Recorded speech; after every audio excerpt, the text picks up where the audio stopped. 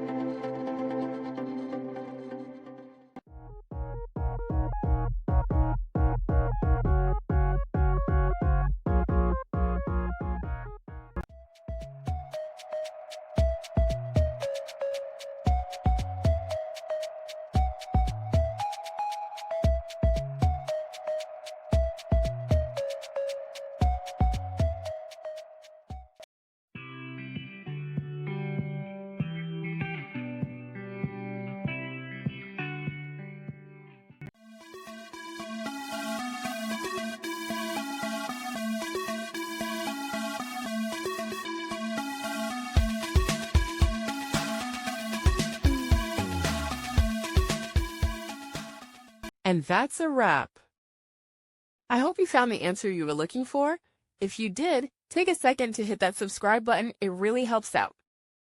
And let me know in the comments which solution worked best for you.